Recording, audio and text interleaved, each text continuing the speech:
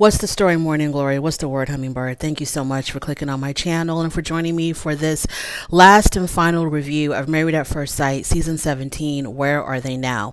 We have made it to the very end. Like, this is the real end.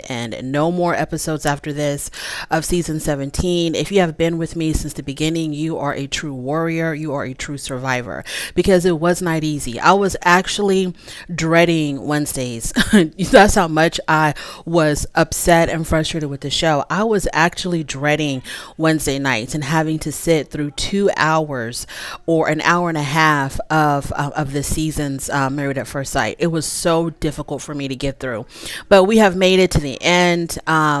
And we're a whole lot stronger for it. Let me tell you, just like all of these people claim that they're so much stronger and better after these marriages, we are also stronger and better for enduring a very crappy season. So let's get started with Lauren and Claire. So Claire comes over to Lauren's house. Claire tells us that she has a new job. She's working with teens. I'm not really sure if she's working in a school as a school counselor or a school. I don't know what she's doing, but she's working with teens. Maybe she's a teen therapist. They talk about Cameron. Claire says that for Cameron to say that she was cheating on him after he had left their apartment,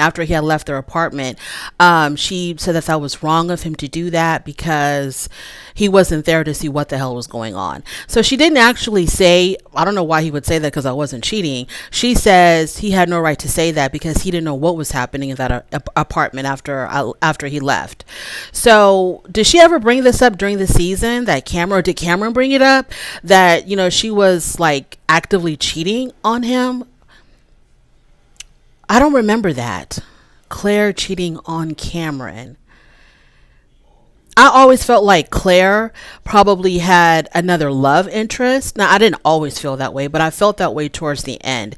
That she probably had another, like a boyfriend or a potential boyfriend. And that's the reason why she wasn't really, trying to make things work out with Cameron, or really wasn't feeling Cameron. Because I really felt like she probably had another interest outside of this process. But I never knew that Cameron felt like Claire was cheating on him. But anyway, like I said, she didn't deny it. All she said was he wasn't there to see what the hell was going on. Claire has a new boyfriend now. He's in Seattle, so she's in a long distance relationship. It seems like, I'm not surprised, because the fact that she so quickly fell into another relationship, I think this other relationship was always there waiting for her. I don't think this is someone that she had met after divorcing Cameron. I think this is someone that she had known all along, but maybe she wasn't really sure where he stood, this new boyfriend of hers, or she really wasn't sure how things were going to work out with Cameron. But I think this new boyfriend was always orbiting around Claire. He was in the background somewhere of her life. I don't think this is like a completely brand new man that she met way after she divorced Cameron. I think this guy has always been somewhere around, hovering around, and at some point she realized she wanted to be with this other person instead of Cameron. And that's why it was so easy for her to transition into a whole new relationship. Everybody else is still trying to pick up the pieces of their broken marriages, but Claire has very easily transitioned into a whole new relationship. Let's see what else is going on here. They talk about Orion, who they call a liar.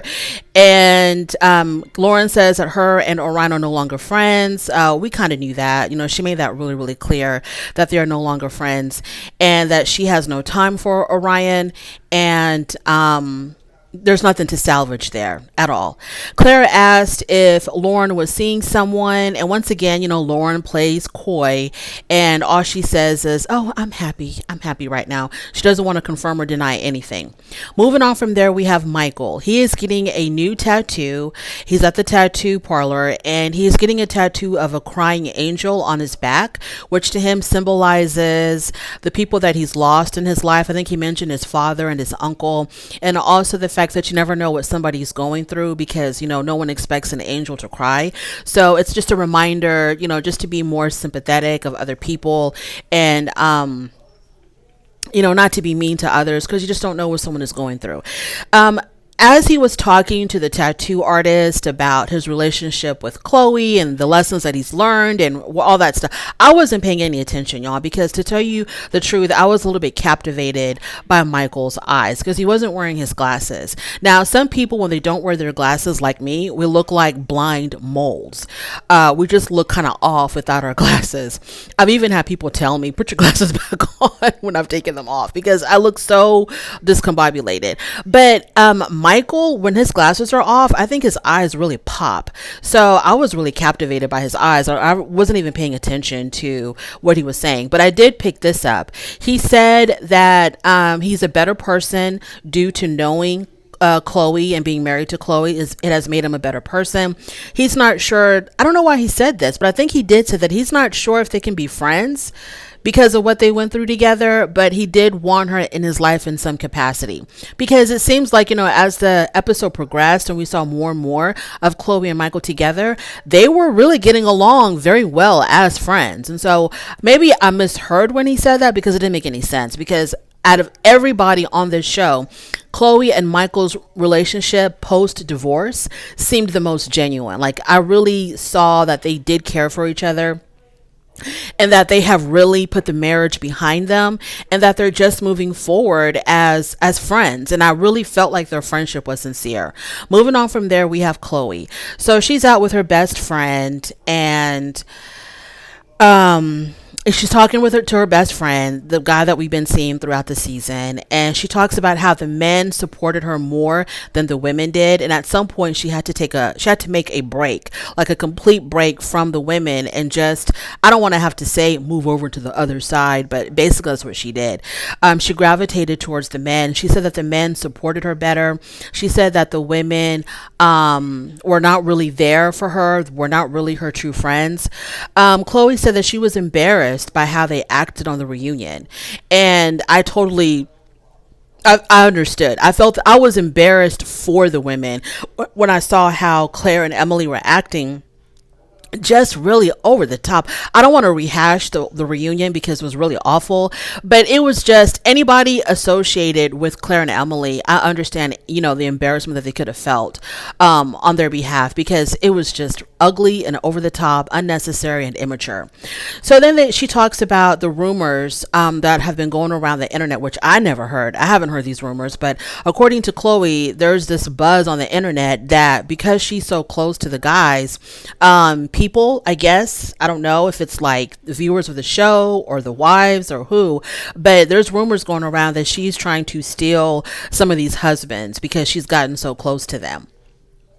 And if she was trying to hook up with any of these husbands, why would they care? They claim that they hated these men so much. These men were so terrible to them. They were awful to them. They moved on to bigger and better things. So why do you care if Chloe had your sloppy seconds? Why are you so protective of these men? Now, I understand the whole girl code thing, and it doesn't matter what the wives thought of their husbands or what experiences they had with these men. You don't want your castmate or your friend or your associate, moving in on your ex. I get that. But these women acted like these men were so horrible, so disgusting, treated them so bad, silenced them, belittled them, controlled them, manipulated them. Why would you even give it a second thought what they're doing post-divorce? But according to Chloe, that's not at all what she's doing. She's not trying to get with any of these men. I mean, if she's not even trying to get with Michael, who, that would make sense. If she's trying to reconcile with Michael, why would she try to get with these husbands who were, to me, not on the same level as Michael? That doesn't make any sense at all. She would be actually going down, lowering her expectations if she got with anybody other than Michael. If she's going to go get a husband, it would be her own, right? So the friend brings up one of the wives coming after Michael, okay, who I'm pretty sure he's referring to Lauren. And Chloe says that Lauren has let these rumors go to, okay. So yeah, the friend brings up, one of the wives trying to move in on Michael, and Chloe, acknowledges that it's Lauren and says that, Lauren allowed these rumors, which were, referring to Lauren and Michael should have been matched after Michael got left at the altar and things didn't work out with Lauren and Orion. So, I for sure had wanted to see Lauren and Michael together. When I first saw Chloe, I felt like maybe Chloe wasn't the right match for Michael, and boy was I wrong. But I felt like, well, they ended up getting a divorce, but they got along a whole lot better than I thought they would. So when I first met Chloe, I felt like, oh, okay, she's all right. But I just felt like they should have matched him with Lauren instead. And so I didn't know that a whole bunch of other people felt the same way. And so Chloe says that Lauren allowed these rumors, these speculations, to get to her head. And it gave her like this courage or this determination or whatever to kind of move in on Michael. But Chloe says that Lauren doesn't understand that Michael's loyalty is to her. So she's acting very territorial over her ex-husband. Now, I feel like it would be a little bit messy if Lauren and Michael were to actually hook up or get together, because because Michael and Chloe had a whole entire marriage. They got to know each other. They were intimate. They were going through the full process of what this show is about. And so for Michael to jump ship and get with Lauren, I think it would have been really messy. If Lauren would have gotten with Michael before Chloe came into the picture, instead of matching him with Chloe, if they would have matched him with Lauren, I feel like that would have been kind of okay, because Lauren and Orion didn't really have a fully developed marriage. They got a divorce right after their honeymoon. Orion wanted nothing to do with Lauren right after their honeymoon. So they really didn't experience like an actual marriage. They were never intimate. They never moved in together. So if Lauren would have been matched with Michael, I would have seen nothing wrong with that, to tell you the truth. But because of the fact of whatever he experienced with Chloe, it would not have been a good idea for them to hook up outside of the show in any kind of way. I don't think that would have been right. Moving on to Michael, Orion, and Austin. So they all meet up at Michael's favorite hangout spot, and Orion invites them to a moon ceremony for cleansing, healing, etc. Since the reunion, Austin says that him and Becca have come out. They've come out better after the reunion. How did he word it? I'm not saying it right. Austin said that since the reunion, him and Becca have been better, which I don't know in what way or how, because they didn't do a single scene together in the Where Are They Now episode. And Austin even acknowledged that Becca does not want to talk to him. She doesn't want to have anything to do with him right now. Becca had said on camera that, maybe in a couple of years, we can be in that space where we can be friends, but she's just not ready to move forward with the friendship with him now. So I'm not really sure what he meant that they came out better after all of this was said and done, unless he means them not talking is them coming out better. I don't know if that's what he meant, actually. Even though she doesn't. Okay, so Orion talked about how he was hoping. Okay, so Orion said that going into the reunion, he was hoping that him and Lauren could salvage something of their relationship, have some type of a friendship or something. But at the reunion, Lauren made it very, very clear that she wanted nothing to do with Orion at all. So he says he just has to accept that and just has to move on. Orion says that his biggest regret was not moving in with Lauren because it cut her experience short in the process of this process. So he does regret that. I don't know what to trust when Orion talks. I don't know if he's being, because, he'll talk a good game, but then Lauren always reminded us that off camera, he didn't live up to the words that he was saying. His words had no sincerity at all, because he never tried to reach out to her. He never tried to form a bond with her or a friendship with her afterwards. And so he talks a good game about all the lessons that he learned and all the regrets that he had, and how he could have been a better husband to Lauren, and how he wished that they could have still been friends. But Lauren kept on telling us, it's not like that when the cameras are gone and he doesn't have an audience anymore. So I don't know what to believe. I think he's, basically full of crap, and he's lying. Moving on to Emily and Claire. So they go out for sushi. And, they're trying so hard to prove to us that they have moved on, that, they moved on to bigger and better things. They're doing so much better now since their divorce. I believe Claire is definitely happier now. I think that, because, she's gotten with the man that she's really wanted to be with this whole entire time. So I do believe that Claire is in a much happier place with her new boyfriend. Emily, I think she's trying too hard to prove to us that she's over Brennan. I believe that Emily was truly, truly hurt by Brennan because he was not good to her. And some people feel like him not being good to her was justified because of the fact of her, her reputation that preceded her. Her being, like a party girl, drinking a lot at functions, having this history of sleeping around. So kind of like however he treated her, she deserved it, which I don't think so at all. Whatever history she had, I think once she said I do to Brennan, it was like starting fresh, but he let her past color his judgment of her. And he just really, he wasn't attracted to her, he didn't like her, whatever.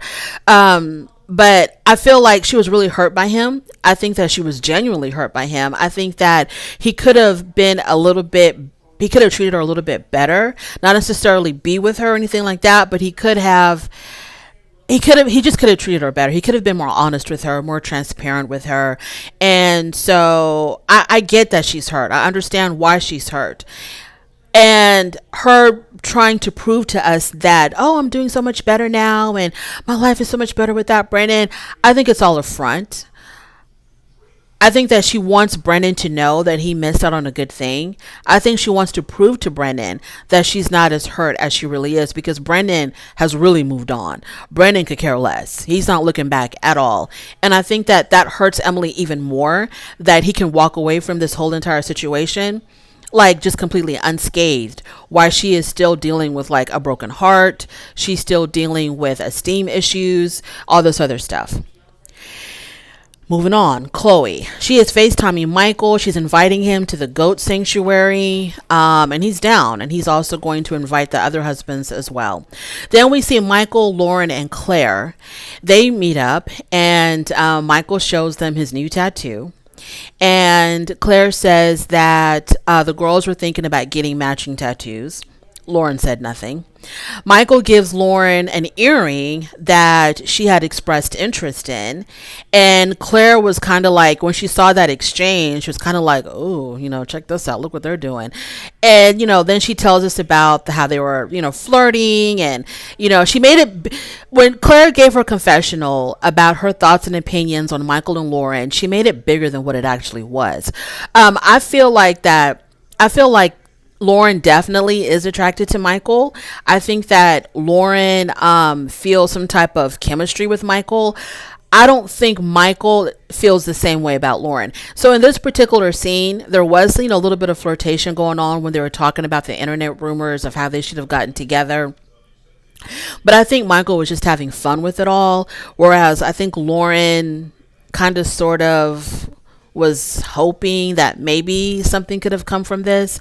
But I think with Michael, he's just having fun with her. He was just, just kicking it with her. He knows that she was flirting. He probably flirted back too, but to Michael, it was just no big deal. And I think Lauren probably feels like there could have been something between them. I don't know. Maybe I'm putting 20 on 10. But your girl, Claire was really trying to make it look like it was something that it wasn't. And then they talk about the internet rumors, right? And they talk about how, people think that we should have gotten together because we were both dealt a really bad hand in this process. Lauren got dumped by her husband right after the honeymoon, and Michael got dumped at the altar. So because of what they went through, everybody was like, well, why didn't the show just match them together?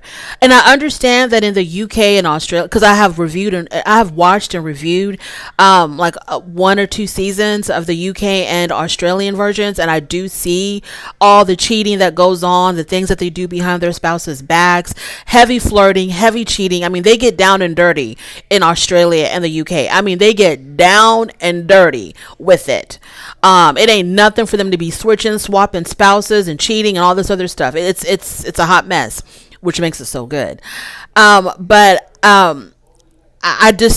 I would not have been comfortable with Lauren and Michael getting together after the process. Now, before they matched Michael with Chloe, if they would have matched him with Lauren, I would have been really happy to see that union.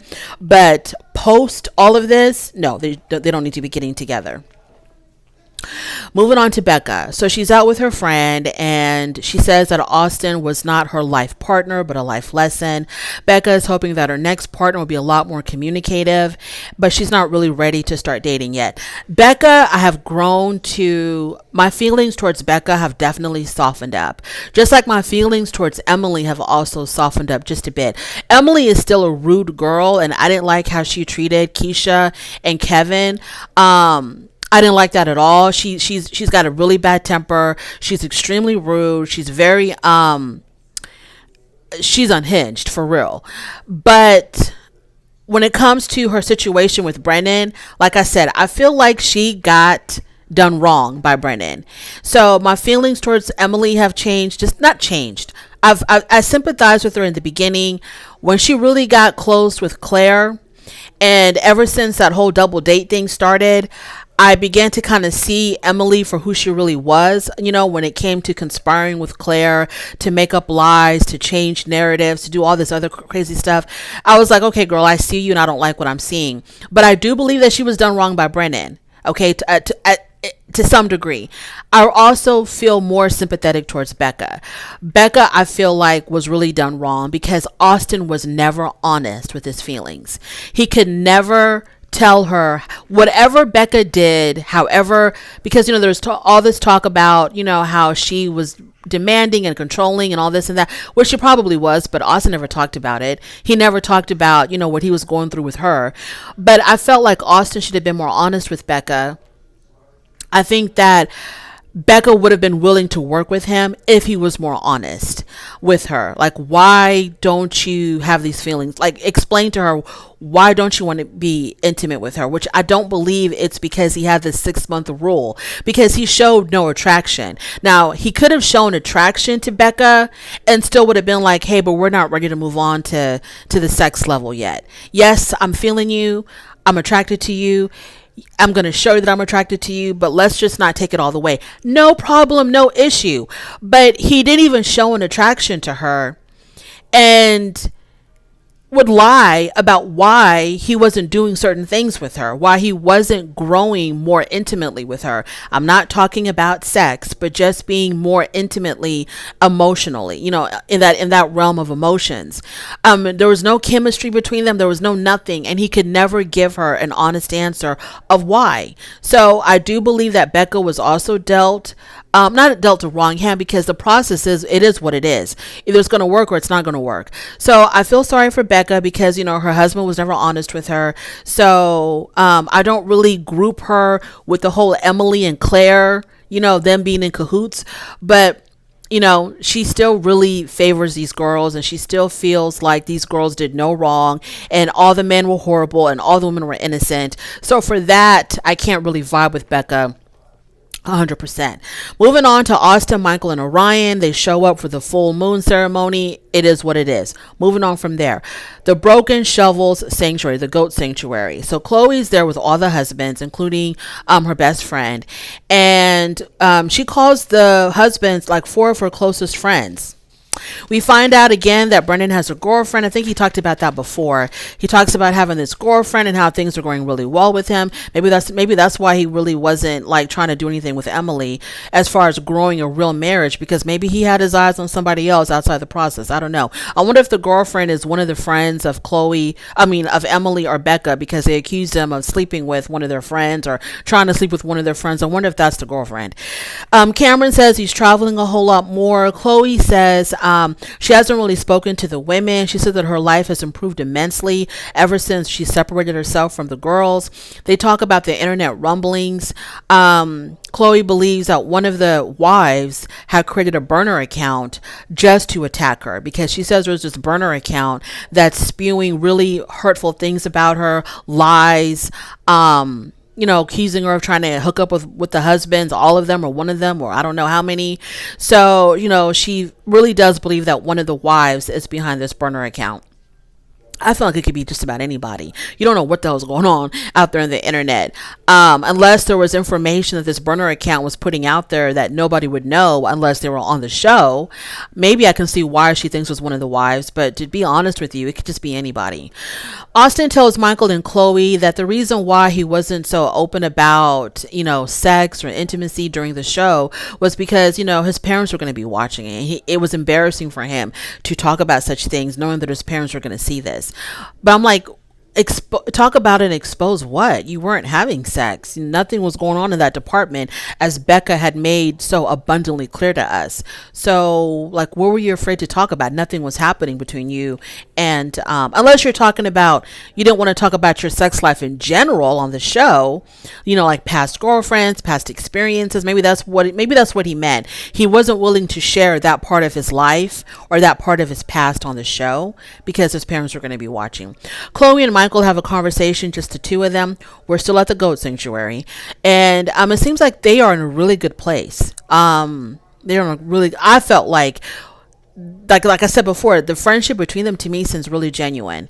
So I like to see them. I love watching Chloe and Michael interact, to tell you the truth. Post marriage or post divorce, I like watching them interact. I can definitely see them having a job on Married at First Sight in some capacity. Either, not co-hosting the after party, because that's Keisha's thing for sure, but maybe hosting the launch of a new episode or something like that, or coming back, to give their thoughts and opinions on the new season and the new cast, in some type of capacity, because they've been through it, all the way through it. They've had some serious ups and downs, like Michael getting left at the altar, Chloe having to be matched with someone that was so completely different from her, being matched with a man that is so unique, and she had to get used to certain things about him. I think if they came back in that capacity, not hosting the after party and not hosting the reunion, because that's Kevin's thing, but when they do those little specials where people are talking about their thoughts and opinions about the cast, they can co-host one of those type of things, or they can do a special where we're launching a new season or whatever. But I would love to see Chloe and Michael again on television together. Lauren, she is still, okay, so Lauren is, doing a little video diary with us, and she's talking about the damn earring, okay? She's still thinking about the earring that Michael gave her. And she says that her and Chloe are no longer friends. Chloe got really upset when she began to follow Michael on social media. So she unfollowed Michael because Chloe didn't like that. And, I'm like, why did you unfollow him? You're grown, you're an adult. I don't understand why you're letting another adult dictate what you do. If you wanted to follow him, follow him. Who cares what Chloe thinks or what she has to say? She doesn't own Michael. So I didn't understand that. So I felt like I felt like there was something missing in this story. Okay. Y'all all follow each other, right? Y'all are all following, those of y'all that are still getting along or whatever, y'all are all following each other. Michael is like Sweden in this whole situation. You got Chloe and the husbands, and you got the wives, and Michael is in the middle because he gets along with both. Everybody likes him, so everybody's probably following Michael. So why would you not follow Michael? Who cares if Chloe didn't like it? So I felt like there was something missing. I felt like at some point Lauren must have expressed some type of feelings for Michael, and maybe Chloe got word of it, and so she felt like Lauren following Michael wasn't about friendship, but maybe about something else. I don't know, but I just felt like there was something missing from her story. Why the hell would Chloe care or get upset to the point where you unfollowed him? Because her feelings got all caught up, or she was in her feelings about it. So I didn't understand that at all. She says that she would like to pursue a friendship with Michael, but she's scared that Chloe's going to jump out the bushes and jump her. Moving on to Emily. She's at the therapist. Okay, she's seeing a therapist, and she's saying how Brennan is so much like her dad, because her dad was very critical, very pushy with her, and she said that Brennan was the same exact way. I didn't think Brennan cared enough about Emily to be pushy or critical with her. She said that she had to set some boundaries with her parents, I guess, because going through this process and going to therapy, she's beginning to realize some childhood traumas. And so she said that she had to set her boundaries and she's not speaking with her parents. And I was like, that's like a whole nother show that I'm kind of interested in. Like, girl, what's really going on? Why aren't you really talking to your parents? So the therapist tells her, okay, yeah, you're not talking to your parents, but you got your friends. And I'm like, okay. I mean, I know for some people, their friends are much more important to them than their parents. I just had no idea that the situation between Emily and her parents was that bad and that deep. She said that she realized that coming into this whole Married at First Sight process, she did realize that she had low self-esteem. So that probably had a lot to do with how she feels now. You know, how easy it was for Brennan to make her feel less than, and how she's still struggling with that. Michael and Chloe, they're going out to dinner together, just the two of them. He gives her this orange sweater that she really liked, and so he gifts it to her. They both have come to terms that they're just not each other's person. Chloe said something that kind of stuck out to me. She says, you know, you can have a whole package at the wrong address. So I think that kind of really summarized everything pretty well between them two. You know, they're great people. They're ready to love. They're ready to be in a relationship and maybe even a marriage, but just not with each other. They can still be friends. No issue there because they are friends. She can be friends with the guys, but she just cannot be friends with the women. Chloe says that she cannot be part of a mob mentality, which I totally agree with. Chloe said that the women struggled with their husbands not wanting them. Yeah. Except for Claire. Claire, I don't think cared about Cameron, whether Cameron wanted her or not. I think Cameron was done dirty by Claire, and Claire didn't care what Cameron thought of her. And she said that she does want to show them grace and forgiveness if they are willing to try to heal from what they've been through. So at this point, it was kind of like hinting at maybe Chloe and Michael wanted to host a retreat for everybody, but it never really, you know, got that far because these people, you can't. There's no reason to bring the wives and the husbands together for any reason. There's no point to that.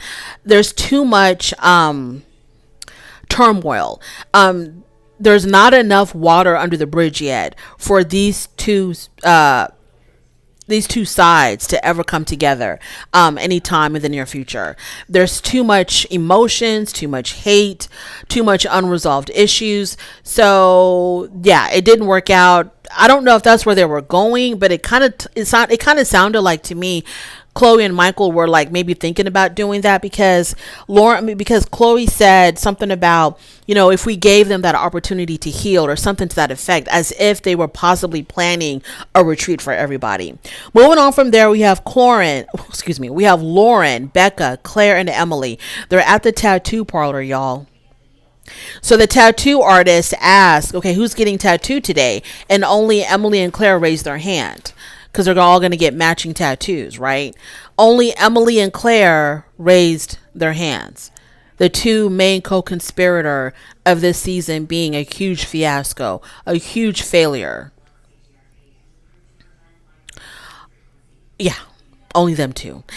So Lauren and Becca probably were thinking, no, we do not want matching tattoos to commemorate this process or this experience because we don't want anything to remind us of this foolishness that we were a part of.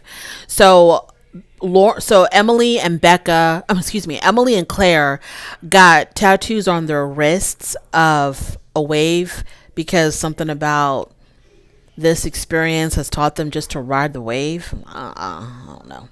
Moving on from there, we have Michael, Chloe, Austin, and Austin's roommate. They all go out to dinner, and they talk about how the roommate really missed Austin, which made me think maybe Becca should have been worried about the roommate and not so much the producer, because I'm not sure exactly what's going on between Austin and the roommate. I don't know if they're really platonic friends or there's some underlying feelings there. Chloe even mentioned something about, you know, you miss your roommate and then eventually you fall in love with your roommate. I don't know. She was hinting at something going on between Austin and the roommate. That was like a big question mark to me. They talk about Chloe's relationship with the other wives. Austin's roommate said that Chloe was, the more mature out of all the women. She was the most mature. And the roommate liked the fact that Chloe wasn't too buddy with the women, and that she eventually cut ties with all the women. So the roommate thought that that was really, really good of Chloe to do that.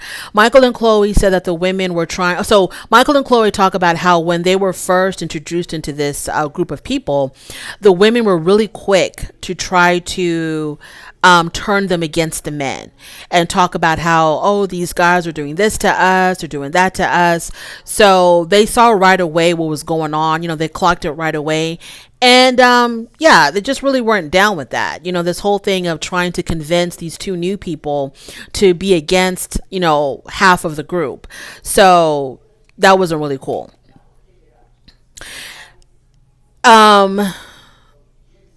And they said that the men were not like that. They said that when they got introduced into the group, the men weren't like, hey, let's tell y'all about how horrible these women are. The men could care less. They didn't want to talk about it. They didn't talk about whatever. It didn't matter to the men, but it mattered a lot to the women. Emily, Lauren, Becca, and Claire. So they all get together to donate their wedding dresses. And there's this charity where wedding gowns are giving to terminally ill cancer patients who want to get married before they pass away. And so what a beautiful cause. So I was so happy to see the women do something, so giving and so beautiful. So that was really sweet of them. So they're going to donate their wedding dresses to that cause. Lauren said that she has no ill will towards any of the husbands, not even Cameron. Because you went really hard on Cameron at the reunion, Lauren. But she says she has no ill will towards the husbands. Emily said that she still holds grudges. She still holds a grudge. Emily says that she reminded everybody that Brendan had said that divorce was not going to be an option for him. And I'm like, Emily, why are you bringing that up? You're bringing that up as if you really wanted Brendan to live up to those words, that divorce was not going to be an option for him. As if you really regret the fact that you and Brennan are divorced. As if you wish that y'all were still together. Because that's an odd thing to bring up. Who cares if he said that? If he was this horrible person who was trying to silence you and manipulate you and control you and wanted to sleep with either your friends or Claire's friends. Wanted to go out on double dates while he was still married to you. But not with you. If he was this really horrible person, why are you bringing up that Brendan had once said divorce was not an option for him? It doesn't matter if that's what he felt, believed, thought, said. You should be happy that you left that situation. Emily wants Brendan to realize that he really missed out on a good thing. So she wants him to have an aha moment. She says at some point in the future, she wants Brendan to have an aha moment. I'm gathering what she means is that she wants him to realize that he missed out on a good thing when he wanted to divorce her. I guess she wants him to regret leaving her or breaking up with her or divorcing her, or realize how horribly he treated her and have all this regret, about what a horrible husband that he was. She said that he's never shown any sign of being apologetic, which is funny to me because he said he was sorry at the reunion. He attempted to apologize to her, or he did apologize to her at the reunion. And she told him that he wasn't being sincere and that she didn't believe him. So what do you want him to do? You want him to come back, crawling to you, groveling to you, saying, oh my God, Emily, I made a huge mistake. Let's get married again. Be my wife again. Let's try to make this work. I think that's what she really wants to happen. I think she wants him to really apologize about not choosing her. Emily thinks that it's healthy to have a little bit of hate. I mean, she's young. What does she know? But to have the hate towards someone who you claim was so horrible to you shows that you still care. You still care about that person in some capacity. The whole time she's talking about Brendan, and he said he wasn't going to get a divorce, and hopefully he'll have an aha moment, and I still hate him. And Brendan ain't giving her two thoughts. He ain't giving her half a thought. Not at all. Because in the scenes that we had with Brendan, he didn't really talk about Emily that much, if at all. But every time we see Emily, she's talking about her damn marriage to Brendan. Lauren tells her that it's really heavy for you to hold on to the hate, but this is your very first relationship. So, you know, you don't know any better, but I'm telling you right now, it is heavy. It is a burden to you, not to them, if you're going to hold on to all this hate. So we reached the very end of the season. At the end of the episode, everybody talks about the lessons that they've learned, what they're hoping for in the future, etc., etc. I hope all of them get what they want in life in general, in future relationships more specifically. Whatever they're looking for, I hope that they all find it. Okay? Now, the lessons that I learned is that I have the most intelligent, the most funny, the most intuitive, the most analytical supporters and followers and subscribers on my little tiny channel. And I enjoy reading your comments. They make me laugh. They make me think, which is the most important thing. Oh, no, I think they make me laugh is probably more important because we all need a good laugh. Your comments make me laugh. Your comments make me think. I'm a better person for meeting all of y'all.